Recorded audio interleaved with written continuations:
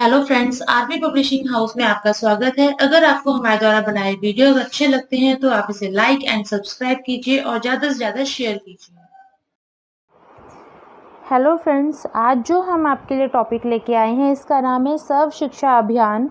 सर्व शिक्षा अभियान में जो भी सारी चीज़ें होती हैं वो हम यहाँ पे डिस्कस करेंगे।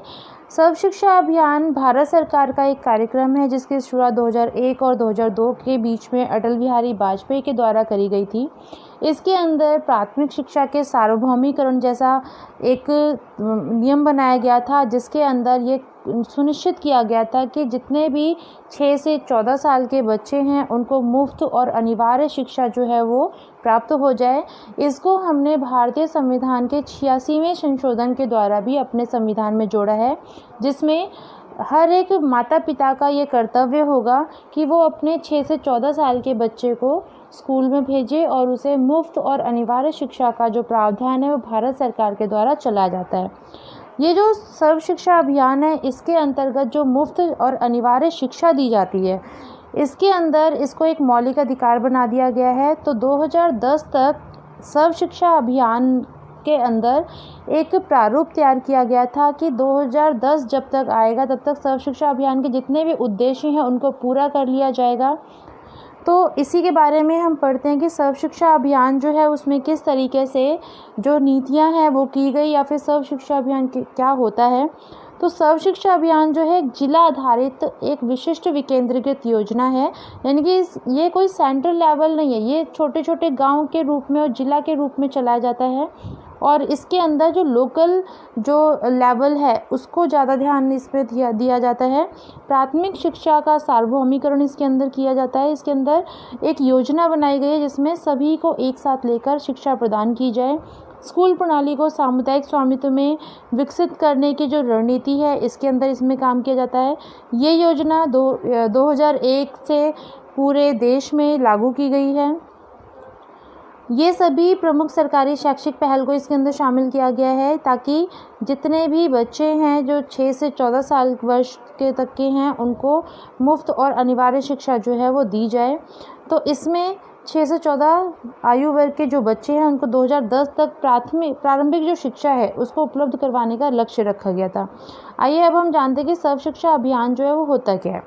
तो सर्व शिक्षा अभियान जो है इसमें सार्वभौमिक प्रारंभिक शिक्षा के लिए एक स्पष्ट समय सीमा के साथ कार्यक्रम, पूरे देश के लिए गुणवत्तायुक्त आधारभूत शिक्षा की मांग का जवाब, आधारभूत शिक्षा के माध्यम से सामाजिक न्याय को बढ़ावा देने का अवसर, प्रारंभिक शिक्षा के प्रबंधन में द्विपंचायती राज की व्यवस्था।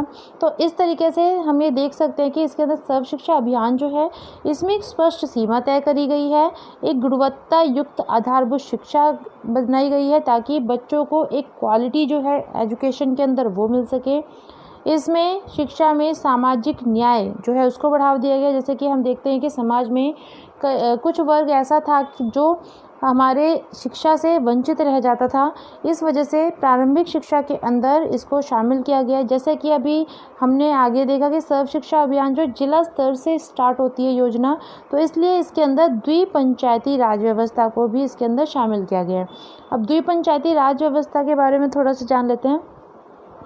जो हमारे देश में पंचायती राज व्यवस्था है जिसको हमने 1992 से अपनाया था, तो 1992 के बाद से इसके अंदर जो है वो जिला स्तर पर और ग्राम स्तर पर पंचायतों की व्यवस्था करी जाएगी और हर एक तरीके से जो व्यवस्थाएं हैं वो पूरी करी जाएंगी, इसकी व्यवस्था करी गई। उसी के अंदर ये जो प्राथमिक शिक्षा है इसको भी इसमें शामिल कर दिया गया, क्योंकि राज्यों का कर्तव्य होता है कि वहाँ पे जो भी बच्चे होते हैं उनको वो शिक्षा प्रबंध करवाए।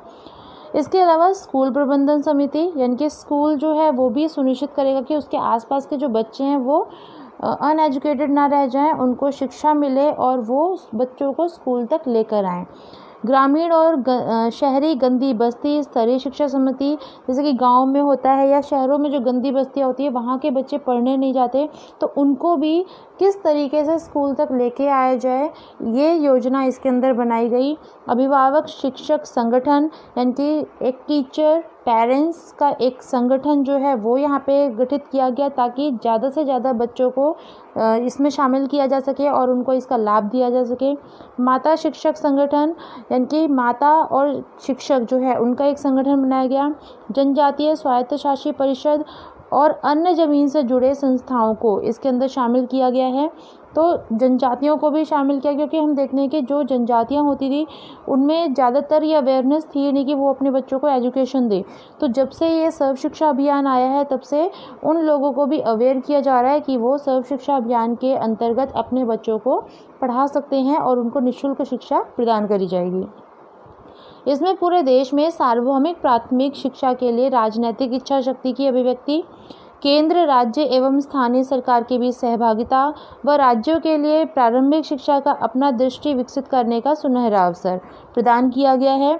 तो इसमें जैसे हम देखते हैं कि देश के अंदर एक अभिव्यक्ति का माध्यम यहाँ पे जागृत किया गया है कि केंद्र और राज्य के बीच में जो सहभागिता होती है उसको यहाँ पे सुनिश्चित किया गया, क्योंकि सर्व शिक्षा अभियान जो है वो केंद्र सरकार यानी कि भारत सरकार ने चलाया है, लेकिन ये राज्यों के लिए है, स्थानीय सरकार को इसके अंदर ज़्यादा काम करने, क्योंकि ज़िले इसके अंदर आते हैं।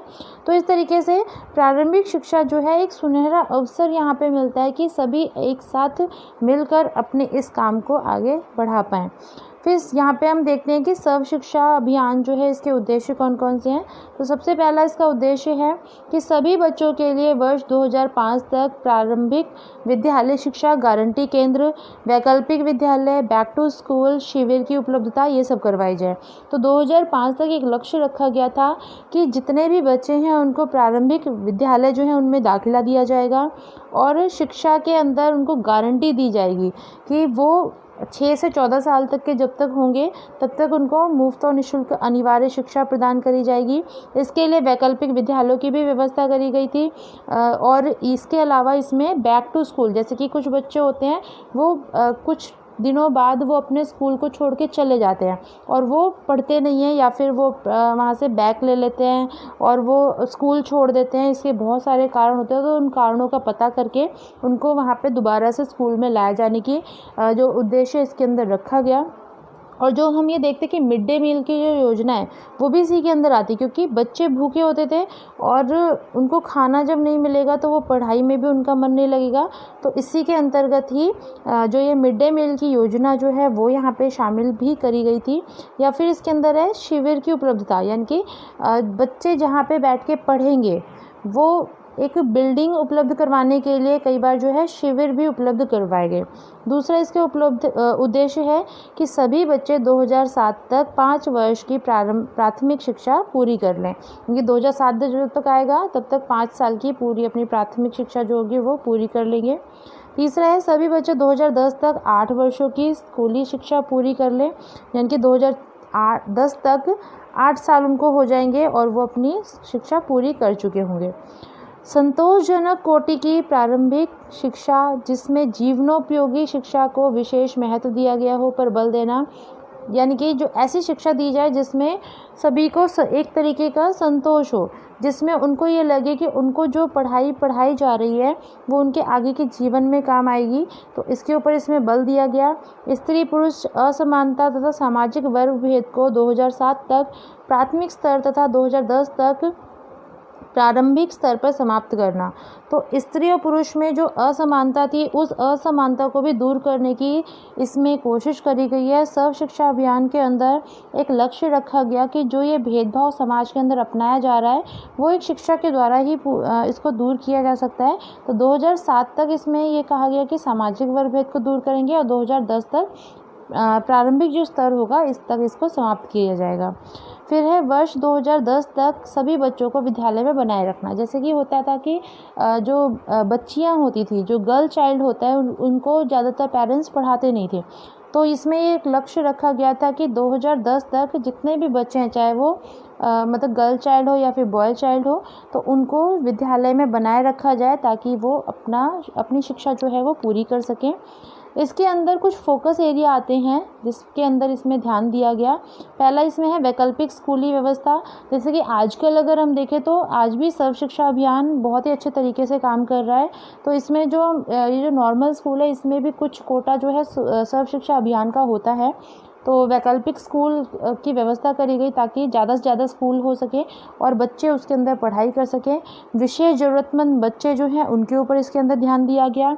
सामुदायिक एकजुटता या संगठन बनाए गए ताकि समुदाय इसके अंदर जागृत हो सके। बालिका शिक्षा की व्यवस्था करी गई क्योंकि सबसे ज़्यादा जो देखने में आता था उसमें जो लड़कियां हैं वो उनको शिक्षा नहीं दी जाती थी, उनको घर पे रखा जाता था। तो सर्व शिक्षा अभियान में लड़कियों को ज़्यादा से ज़्यादा पढ़ने के लिए प्रेरित किया गया। प्रारंभिक शिक्षा की गुणवत्ता में सुधार किया गया ताकि उनके लिए ये जो शिक्षा है वो उपयोगी बन सके। तो इस तरीके से जो सर्व शिक्षा अभियान है इसके अंदर जो चीज़ें हैं वो यहाँ पे हमने देखा कि किस सर्व शिक्षा अभियान क्या होता है, उसके उद्देश्य क्या और उनके अंदर किन किन एरिया पे ज़्यादा जोर जो है वो दिया जाता है। तो हमारा जो टॉपिक है वो इतना ही था। आगे इसके बारे में हम और नेक्स्ट वीडियो में चर्चा करेंगे कि किस तरीके से हमारे देश में जो सर्व शिक्षा अभियान है उसको अच्छे तरीके से चलाया जा रहा है। अगर आपको ये वीडियो यूज़फुल लगता है तो आप इसको अपने फ्रेंड्स के साथ में शेयर कीजिए ताकि उनको भी इसका जो लाभ है वो मिल सके। और अगर अभी तक भी आपने हमारे चैनल को सब्सक्राइब नहीं किया है तो सब्सक्राइब कीजिए हमारे चैनल को, बेल आइकन को प्रेस कीजिए ताकि आपको हमारे द्वारा जो वीडियो बनाए जाते हैं वो समय पर मिल सके और आप इसका लाभ उठा सकें। और जिन भी बच्चों को इसके अंदर कोई भी त्रुटि आ रही है या फिर वो नहीं कर पा रहे हैं उनको इसके अंदर सहायता मिल सके।